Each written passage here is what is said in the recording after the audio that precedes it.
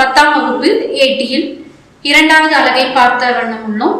அதன் 2வது மூத்த மொழி என்ற பாடப்பகுதியில 5 கருத்துக்களை முதல் வகுப்புல நீங்க பார்த்திருக்கீங்க. அதுல நான் 2 செயல்பாடுகள் உங்களுக்கு தந்திருக்கேன்.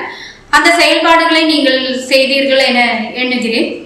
இன்று நாம் அதை கொஞ்சம் உங்களுக்கு ஞாபகம் இருக்குல்ல, அந்த கிளாஸ்ல என்ன சொன்னோம், செம்மொழியை பத்தி சொன்னோம், அதோடைய தகுதிப்பாடுகளை பத்தி சொன்னோம், திராவிட மொழிகளை சொன்னோம், திருந்திய மொழி, திருந்தா மொழி, அந்த மாதிரியான அனைத்து கருத்துக்களையுமே உங்களுக்கு ஞாபகம் வந்திருக்கும், நீங்க படிச்சிருப்பீங்க அப்படின்னு நான் நினைக்கிறேன். இன்னைக்கு நம்ம அதுல பார்க்க போறது எப்படின்னு சொன்னா, பொதுமை பண்பு இல்ல ஆறாவது சிறப்பு என்ன அப்படி ஒரு செம்மொழியுடைய 6வது கருத்தாக்க நம்ம பாக்குறது பொதுமை பண்பு என்ன அப்படிங்கிறதாக நம்ம பாக்குறது. தமிழர் தமக்கென வாழா பிறருக்குரியவராக வாழ்ந்தனர் அப்படின்னு நிறைய அதுலயே தான் நம்ம அந்த மாதிரி கருத்துக்களை தான் நம்ம கேட்டிருக்கோம். ஏன்னா விருந்தோம்பல் சிறப்பு இதெல்லாமே நமக்கே இருக்கிற சிறப்பு தானே இல்ல, அதை நம்ம மறக்க முடியாது. அப்ப என்ன பொதுமை பண்பு? பொதுமை பண்பாக இருக்கிறது பொதுவாக இருக்கிற காரியங்கள், சமூகத்துல அவர்கள் எவ்வாறு செயல்பட்டாங்க, நம்ம சொன்னாக புறம் நல்லா வகுத்து வாழ்ந்தாங்கன்னு எல்லாம் நான் உங்ககிட்ட சொன்னேன். அப்ப இவங்க சமூகத்துல மற்ற மக்களோடு இவங்க எந்த மாதிரியான கருத்துக்களை சொல்லியிருந்தாங்க, எந்த மாதிரியான கருத்துக்கள் அந்த காலத்துல இருந்ததுன்னு பார்க்கணும். அப்படி நம்ம பார்க்கும்போது நமக்கே ஒரு வியப்பு இல்ல, அந்த காலகட்டத்திலேயே இப்ப இருக்கிற விஷயங்கள் இல்ல, 1000 வருடங்கள் 500 வருடங்கள் முன்னாடி எழுதுற இந்த கருத்துக்களாக நான் இப்ப உங்ககிட்ட சொல்லிட்டு இருக்கிறது. அன்னைக்கு சொன்னது ஒன்றே குலம் ஒருவனே தேவன் இல்ல, ஒன்றே குலம் ஒருவனே தேவன் என்று திரைப்பட பாடல் கூட மிக நல்ல ஒரு பாடல் கூட இருக்கின்றது. அப்போ இத சொன்னது யாருன்னு பாத்தீங்கன்னா திருமூலர். அவரு திருமந்திரத்துல அன்னைக்கே எழுதி வச்சிருக்காரு, ஒரு மனிதர் வாழ்வது எல்லாமே ஒண்ணுதான், ஒரே குலத்தை சேர்ந்தவர்கள், நமக்குள்ள எந்த பிரிவுகளுமே இல்லை இல்ல. அப்ப இன்னைக்கெல்லாம் நாம பார்த்து இந்த மாதிரி பிரிவுகளின் அடிப்படையில் நாம் போடும் இந்த மாதிரியான போலியான இந்த வாழ்க்கையை அந்த காலகட்டத்துல இருக்கிறவங்க பாருங்க எவ்வளவு உயர்ந்த சிந்தனை கொண்டவர்களாக இருக்காங்க. இது நமக்கு ஒரு முன்மாதிரியான இப்படிதான் இருக்கணும்ல. ஒரு இலக்கணம் இலக்கியங்கிறது ஒரு சமூகத்தை தான் நெறிப்படுத்தணும் அல்ல, சமூகத்தை நெறிப்படுத்துகின்றவர்களாக அன்னைக்கு இருக்கின்ற ஆசிரியர்கள் இருந்தாங்க. அந்த மாதிரியான புத்தகங்களை எழுதியிருக்காங்கன்றது போது நமக்கு இப்பவே நம்மளுடைய உணர்ச்சியில நம்மளாம் அப்படியே மெய் சிலிர்க்கின்றோம் இந்த மாதிரி விஷயங்களை கேட்கும் போது. அதே மாதிரி நீங்க பாருங்க, சங்க இலக்கியங்கள்ல ஒன்றான குறுந்தொகையில ஒரு பாடல் சொல்லியிருக்காங்க. நிறைய பாடல்களை நாம சொல்லிட்டு போலாம், இருந்தாலும் உங்களுக்காக ஓரிரண்டு பாடல்களை அப்ப நான் இங்க சொல்ல வருது. நிறைய பாடல்கள் இங்க இருக்கின்றன. யாயும் நியாயும் யாராகியரோ எந்தையும் நுந்தையும் எம்முறை கேளீர், யானும் நீயும் எவ்வழி அரிதும் செம்புலர் பெயல் நீர் போல அன்புடை நெஞ்சம் தாள் கலந்தனவே அப்படின்னு சொல்லி அழகான ஒரு பாடல். அப்ப இது குறுந்தொகையில குறிஞ்சி திணையில வந்த ஒரு பாடல். என்ன இதோடைய அர்த்தம்ல, டீச்சர் பாடல் படிச்சுட்டு போயிட்டாங்க எங்களுக்கு ஒண்ணுமே புரியல அப்படின்னு அல்ல, இதோடைய பொருள் என்ன அப்படிங்கிறது இதுதான். உன்னோட தாயும் என்னோட தாயும் ஒருவரை ஒருவர் அறியாதவர்கள் இல்ல. நம்ம முன்னாடி பார்த்திருக்கோமா? நாமளும் 2 பேரும் பார்த்ததில்லை, நாம உறவினர்களும் இல்லை. ஆனால் நாம் ஒருவரை ஒருவர் இந்த நேரத்துலதான் பார்க்கிறோம் இல்ல. ஆனா அன்பால் நாம ஒன்றுபட்டுட்டோம். அது எப்படி அப்படின்னு சொல்லி ஒரு எடுத்துக்காட்டு கூட இங்க கொடுத்துருக்காங்க. 4 வரி தான், ஆனா அது எவ்வளவு பெரிய உலக தத்துவத்தை சொல்லுது அப்படிங்கிறது மாணவர்களை கவனிக்க வேண்டியது. என்னன்னு சொன்னா, பாலை நிலம், பாலைன்னு சொல்றது உங்களுக்கு தெரியும், மணலும் மணல் சார்ந்த பகுதி அப்படின்னு சொல்லலாம். முன்னாடியே நீங்க படிச்சிருப்பீங்க, 9ஆம் வகுப்புல எல்லாம் படிச்சிருப்பீங்க. இப்ப முன்னாடி இருக்கிற இதுல எல்லாமே நம்ம பார்த்திருக்கோம். அப்ப பாலை நிலத்துல மழை பெய்தால் அந்த மண்ணும் மழை நீரும் கூட கலக்கும் போது என்ன ஆகும்? சிவந்த கலராயிரும்ல, சிவந்த வண்ணமாக மாறிடும். அவ்வாறு மாறும்போது ஒன்றோடு அங்க மழை நீர் ஏது மண் ஏதுன்னு நமக்கு பிரிக்க முடியுமா? பிரிக்க முடியாது. இப்போ மழை நல்லா பெய்யும் போது ரோட்ல எல்லாம் நீங்க பாத்தீங்கன்னா சாலையில எல்லாம் என்னவா இருக்கும்? சிவந்த கலருடைய தண்ணி தானே நம்ம பாக்குறோம். அதுல போய் நம்ம பிரிக்க முடியுமா? நீ வேற மண்ணு வேற தண்ணி வேறன்னு சொல்லி பிரிக்க முடியும். அவ்வாறு ஒன்றோடு ஒன்று கலக்கின்றது போல, மண்ணும் நீரும் கலப்பது போல் அன்பால் நாம் கலந்தோம் என்றாக்கு இங்க சொல்றாங்க. வேற எதுலயாவது கொண்டு பணத்தால கலந்தோம்னு சொல்றாங்களா? இல்ல. எதுல கலந்தாங்க? அன்பால கலந்தோங்கிற ஒரு உயர்ந்த தத்துவத்தை 4 வரையில சொல்லி சென்ற. இதை விட நமக்கு இனி சிறப்பானது என்ன வேண்டும்? அப்ப உங்களுக்கு இந்த பாடலுடைய பொருள் என்னன்னு இப்ப புரிஞ்சுதா? பொதுமை பண்பு அப்படிங்கிறது இதுதான். பொதுவாக ஏற்றுக்கொள்ளக்கூடிய ஒரு சமூகத்துல அனைவராலும் ஏற்றுக்கொள்ளக்கூடிய முறையில அமைந்த காரியங்களை அப்ப இங்க சொல்லி சென்றது. இனி அடுத்தது பாத்தீங்கன்னா நடுவு நிலம் இல்ல. நடுவு நிலம் என்ன? நீதிபதி முன்னாடி இப்படி இருக்குள்ள என்னன்னு ஒரு துராசு வச்சிருப்பாங்க, அதுல என்ன பண்ணிருப்பாங்க? கண்ணை மூடிருப்பாங்க. மூடிட்டு 2மே என்ன ஆகும்? ஈக்குவலா பேலன்ஸ் பண்ணி நிக்கும்ல. ஒண்ணு அதிகமா ஒண்ணு கூடுமா இருக்காது இல்ல. அப்ப அங்க சங்க இலக்கியங்கள் பாத்துட்டீங்கன்னா இனம், மொழி, மதம் இது எதுவுமே சங்க இலக்கியங்களை சொல்லல. இந்த இனத்தை சேர்ந்தவங்க அந்த இனத்தை சேரல அப்படிங்கிற ஒரு விஷயமே சங்க இலக்கியத்துல நம்ம பார்க்க முடியறது. ஒரு காலகட்டத்துல சங்க இலக்கியம், அதுக்கு பிறகு நான் சொன்ன மாதிரி சங்கம் அருவிய காலகட்டங்கள்லயோ அதுக்கு பிறகு எழுந்த நூல்களை பத்தி நம்ம சொல்லல, சங்க இலக்கியங்களை பத்தி நம்ம சொல்றோம். அப்ப சங்க இலக்கியங்கள்ல அந்த மாதிரியான ஒரு விஷயங்களுமே நமக்கு ஒரு நடு நிலைமையிலேயே நின்று சொல்லிட்டு போன கருத்துக்கள் தான் அதிகமாக இருக்கிறது. இனி நீங்க பாத்தீங்கன்னா மருதம், ஐவகை நிலங்கள் எல்லாம் உங்களுக்கு தெரியும், அது தெரியாதவங்க இருக்க மாட்டீங்க. குறிஞ்சி, முல்லை, மருதம், நெய்தல் இயற்கையோட வாழ்தான் அவங்க வாழ்ந்திருக்காங்க. இயற்கை பத்தி என்ன வேணா நிறைய கருத்துக்களை சொல்லிட்டு இருக்காங்க, விருந்தோம்பலை பத்தி சொல்றாங்க. அப்படி எல்லா கருத்துக்களுமே பொது தன்மையாக அனைவராலும் ஏற்றுக்கொள்ளக்கூடிய முறையில தான் அந்த கருத்துக்கள் எல்லாம் இருந்திருக்கு என்று பார்க்கின்றோம். அதுதான் நம்மளுடைய 7வது உங்களுக்கு கொடுத்திருக்கிற. நல்லா கவனிச்சுக்கணும் நீங்க, ஏன்னா இது நமக்கு ஒரு சும்மா ஒரு இதுல நம்ம பார்த்தோம்னா இது உங்களுக்கு புரியணும்னு இல்லை. அதனாலதான் இது நான் இப்படி கொஞ்சம் கூட இப்படி விளக்கிட்டு போகிட்டேன். அப்போ சங்க இலக்கியங்கள் எல்லாம் இனம், மொழி இல்ல எல்லாத்துக்குமே மதம் இதுக்கெல்லாம் அப்பாற்பட்டது. அந்த காலகட்டத்துல அந்த மக்களுக்கெல்லாம் அதெல்லாம் இல்லை. பொதுவான கருத்துக்களை கொண்டு சமூகம் இருந்தாங்க, மகிழ்வோடு வாழ்ந்தாங்கிறது தான் நடுவு நிலைமையில சொல்லிட்டு போயிருக்காங்க. அப்போ உங்களுக்கு புரிஞ்சது இல்லாத என்னங்கிறது. இனி அடுத்தது பாத்தீங்கன்னா ஒரு மனுஷன் பண்பாடு நிறைந்தவனாக இருக்கணும். மனுஷனுக்கு மொழி வேணும், இனம் இல்ல எல்லாமே வேணும், இலக்கியங்கள் எல்லாம் வேணும். ஆனா நல்ல இலக்கியங்கள் இருக்கணும் அப்படின்னு சொன்னா அங்க நல்ல மனிதர்கள் இருப்பாங்க, நல்ல எழுத்தாளர்கள் இருப்பாங்க, நல்லா படிச்சிருப்பாங்க. படிக்காத ஒரு சொசைட்டில ஒரு சமூகத்துல போய் புக்கெல்லாம் எழுத முடியுமா அவங்களுக்கு? இல்ல. இலக்கியம் சமூகம் காட்டும் கண்ணாடின்னு ஏன் சொல்றோம்னு சொன்னா காலத்தை காட்டுகிறது.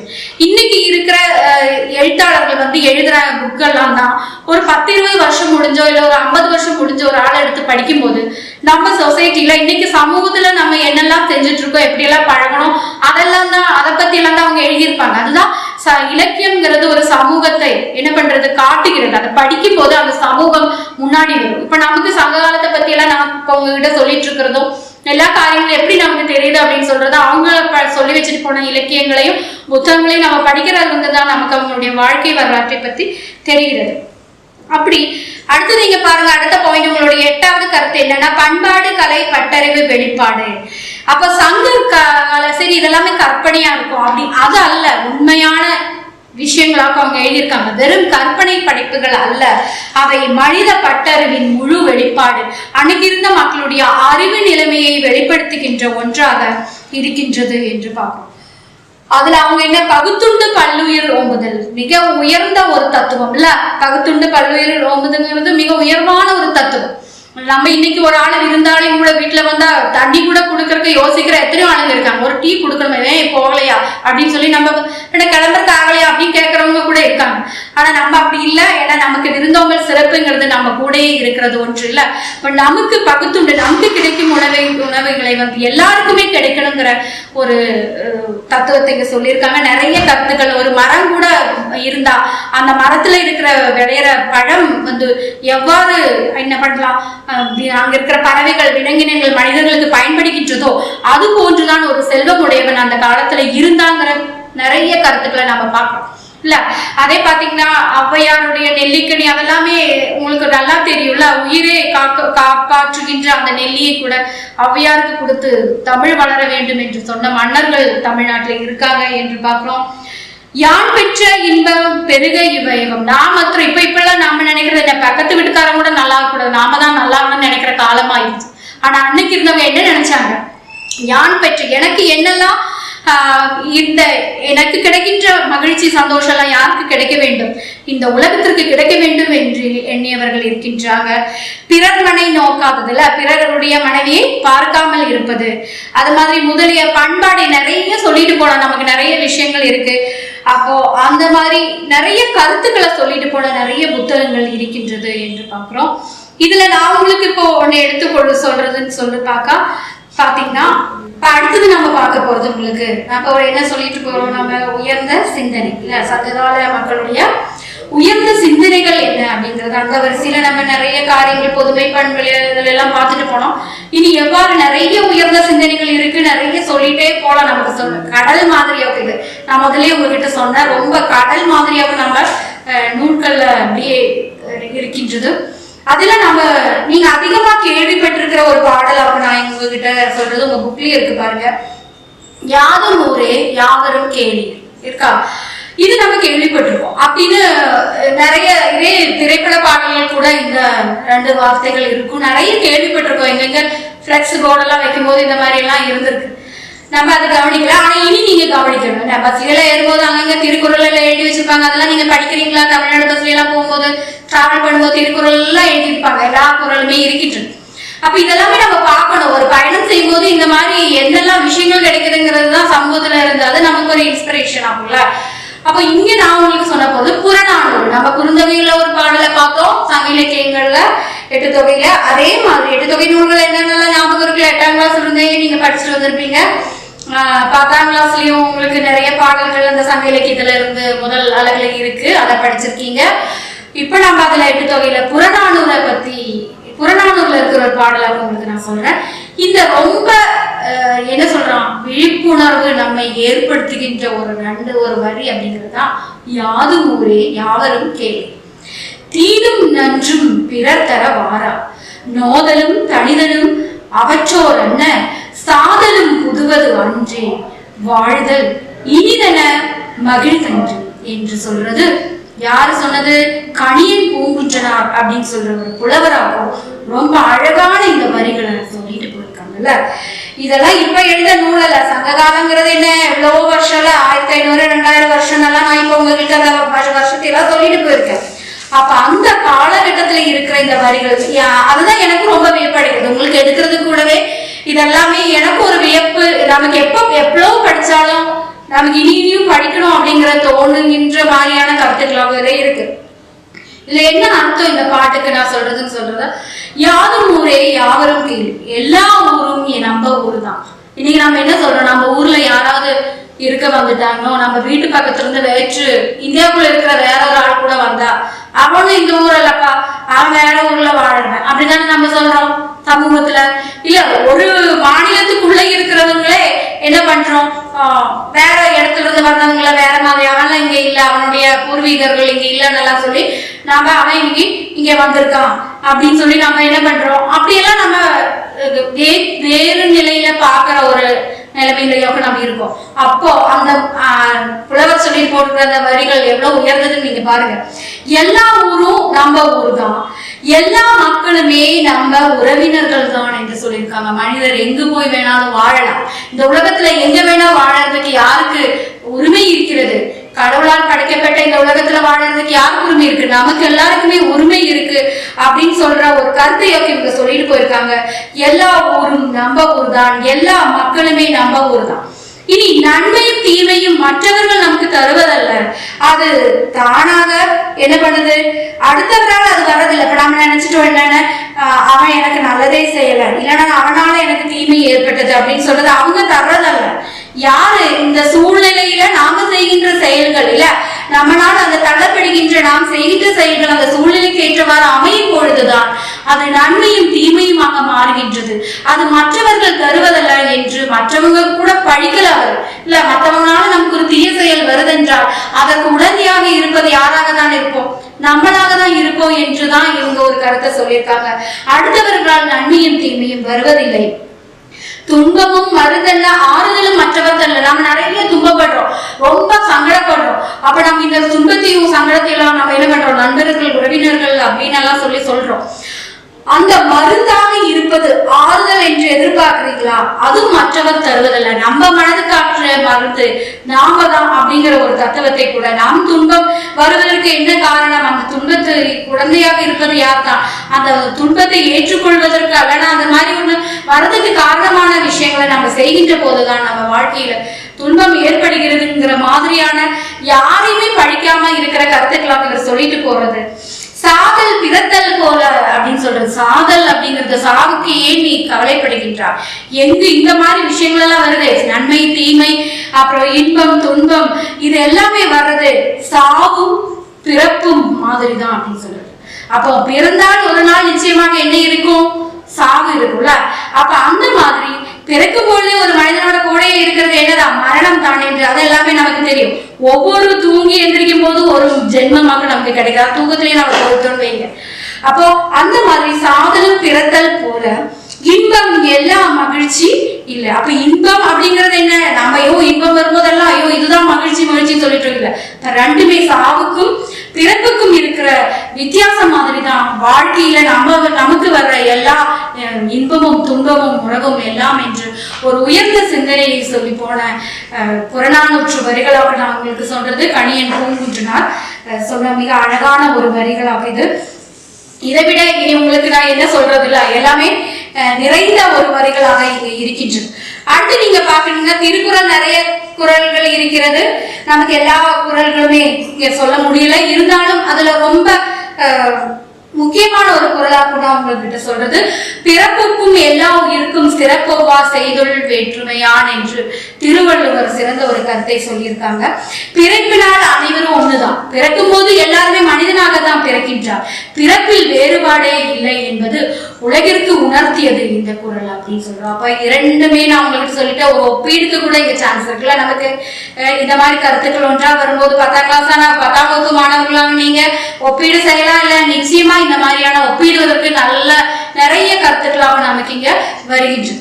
அப்ப இந்த மாதிரியான ஒரு உயர்ந்த சிந்தனையை அன்றைய மக்களிடம் இருக்கின்றது என்று பார்க்கின்றோம். அதுக்கான உதாரணங்களுக்கான பாடல்களை அப்ப நான் உங்களுக்கு தந்துட்டு போனது. இனி கலை இலக்கியத்தோட இது நீங்க பார்க்கும்போது சொல்லாம இருக்க முடியாது. நம்ம 50 காப்பியங்களில் ஒன்றான சிலப்பதிகாரத்தை கூட எனக்கு இங்க சொல்ல வேண்டி வரும். ஏன்னா சிலப்பதிகாரம் எழுந்ததுன்னு சொல்றது ஒரு சாதாரணமான ஒரு கண்ணகியும் கோவலனுடைய வாழ்க்கையை 9ஆம் வகுப்புல நீங்க படிச்சிருப்பீங்க. அதுல நீங்க சொல்றது சாதாரண குடிமக்களாக இருக்கின்ற ஒருவரை பற்றி ஒரு காப்பியத்தை படைத்து இருக்காங்க அப்படிங்கிறது ஒரு பெருமையான விஷயம் இல்ல. அன்னைக்கு எல்லாருமே உலகத்துல இருந்த எல்லா நூல்களுமே பெரிய பெரிய அரசர்கள், தேவர்கள், மனிதர், தெய்வங்கள் எல்லாம் எழுதிட்டு இருக்கும் போது, ஆனா நம்ம சிலப்பதிகாரம் மாதிரி இருக்கிற காப்பியம் பாருங்க, இயல் இசை நாடகம் என வளமடைந்து இருக்கின்ற காப்பியங்களை செஞ்சிருக்காங்க. அங்கு குடிமக்கள் காப்பியம் இல்ல, சாதாரண மக்களை பற்றிய காப்பியங்களை இவர்கள் எழுதி இருக்கின்றார்கள் சிலப்பதிகாரத்துல. அதுல நீங்க பாத்தீங்கன்னா அரசியல் பிழைத்தோருக்கு அறம் கூற்றாவது இல்ல. அப்ப அரசியல் பிழைத்தோருக்கு அறம் கூற்றாகிறது என்றால் என்ன? ஒரு மன்னன் எவ்வாறு வாழ வேண்டும், இவ்வாறுதான் அவன் வாழணும். மற்றபடி அவன் என்ன பண்ணக்கூடாது, வாழக்கூடாது. அவன் வார்த்தை அரசனுடைய வார்த்தைங்கிறது வேற மறுத்து சொல்ல முடியாது. இப்ப நாமள ஒரு வார்த்தையை சொல்லிட்டு அது நான் சொல்லவே இல்லை அப்படின்னு சொல்ல முடியுமா? இல்ல. அப்ப அரசன் என்றால் எவ்வாறு இருக்க வேண்டும் என்ற உயர்ந்த ஒரு கருத்தை சொல்லிட்டு இருப்போம். அரசியல் பிழைத்தோருக்கு அறம் கூற்றாவது இல்ல அப்படிங்கிற 3 கருத்துக்களாக இதுல இருக்கு. அப்போ அதுல நான் இங்க ஒரு கருத்துக்கள் சொன்னது அரசியல் பிழைத்தோருக்கு அறம் கூற்றாகும் என்றான் இங்க சொல்லிருக்கு. அப்ப இங்க கண்ணகியுடைய சிலம்பும் அரசன் இல்ல அரசு மாதேவியோடைய அந்த சிலம்பையும் எடுத்து என்ன பண்றாங்க, எரியும் போதுதான் ஒரு கண்ணகியோட வீட்டுல இருக்கிறது மரகத கற்களும் அவங்க கிட்ட இருக்கிறது வேற கற்களுமாக இருக்கின்றது. அப்பொழுதுதான் அரசனுக்கு பண்ணுகின்ற அவர் பண்ணன என்ன தவறை உணர்கின்றார். உடனே என்ன பண்ணிட்டார், அவர் வார்த்தையை தவறாக சொல்லிட்டேன் அப்படின்னு சொல்லி அந்த நேரமே அந்த உயிர் துறக்கின்றார் என்ற சிலப்பதிகார கதை நமக்கு சொல்லி போகின்றது. அப்ப அந்த மாதிரி ஒரு உலகத்திற்கு ஒப்பற்ற ஒரு கருத்துக்களை இது சொல்லி செல்கின்றது. அதுவும் இல்லாம கலைநுட்ப செய்திகள் நிறைய வருகின்ற, ஓவியத்தை பற்றியெல்லாம் நிறைய செய்திகள் வருது. உங்களுடைய 10ஆம் கிளாஸ்ல நமக்கு இந்த பிடி புத்தகம் இருக்கு, அதுல எல்லாம் நீங்க பாத்தீங்கன்னாலும் நிறைய 9ஆம் கிளாஸ்லயும் நீங்க இதுல எல்லாம் நீங்க படிச்சிருப்பீங்க. கலையில எல்லாம் நமக்கு இந்த கருத்துக்களை எல்லாம் நம்ம சிலப்பதிகார கருத்துக்களை எல்லாம் படிச்சிருக்கலாம். அதே மாதிரி இலக்கிய தன்மையுடைய சான்றுகள் நிறைய இதுல இருக்கின்றது. அப்ப ஒரு விஷயத்துக்கு மட்டும் அல்ல, எல்லா துறைகளிலுமே நிலைநாட்டி இருக்கின்றது என்று பார்க்கின்றோம். இனி அடுத்தது நம்ம பார்க்கிறோம்னா நம்மளுடைய 11வது கருத்துக்காக வர்றோம். 11வது பாயிண்ட் என்ன அப்படின்னு சொல்லி பார்க்கலாம். இங்க இதுவரை நம்ம பார்த்தோம் எல்லாமே இல்ல பொதுமை சிந்தனை எல்லாம் பார்த்தோம். இப்ப நாம பார்க்கறது மொழி கோட்பாடாக்கும் வேணும். அப்போ நான் சொன்னேன் அகத்தியம் என்ற ஒரு நூலெல்லாம் இருந்தது, அது நமக்கு கிடைக்க பெறவில்லை என்றாலும் தொல்காப்பியத்திலிருந்து நம்ம சில விஷயங்களை இங்க சொல்லலாம். இப்ப எழுத்துக்களோட பிறப்பு முறைகள், இப்ப நாம பேசுறோம். அப்ப நாம பேசுற ஒவ்வொரு வார்த்தையுமே நம்ம எங்கிருந்து, நுரையீரல்ல இருந்தா அடைப்பொலி, அந்த மாதிரி மூக்கொலி, உரசொலி, மருங்கொலி அப்படின்னு சொல்லி எல்லாம் நிறைய பிரிவுகள் இருக்கு. அப்படி நீங்க படிக்கலாம் வேண்டாம். இன்றைய மொழியில் என வல்லுநர்கள் பேணி போற்றத்தக்க வழிமுறைகளை தொல்காப்பியம் கூறுகின்றது என்று முனைவர் எமினோ அப்படின்னு சொல்லியிருக்காரு. அப்போ ஒரு எழுத்து வந்து நம்ம சும்மா உச்சரிக்கிறது அல்ல, ழா அந்த மாதிரி உச்சரிப்பு வேறுபாடுகள் எல்லாம் நமக்கு தெரியறது எல்லாமே ஒளியியல். அந்த ஒளியியல் அப்படின்னு சொல்றதுங்கிறது ஃபோனட்டிக்ஸ் அப்படின்னு சொல்லி நம்ம சொல்லுவோம், இங்கிலீஷ்ல ஃபோனட்டிக்ஸ் என்று நம்ம சொல்கின்றோம்.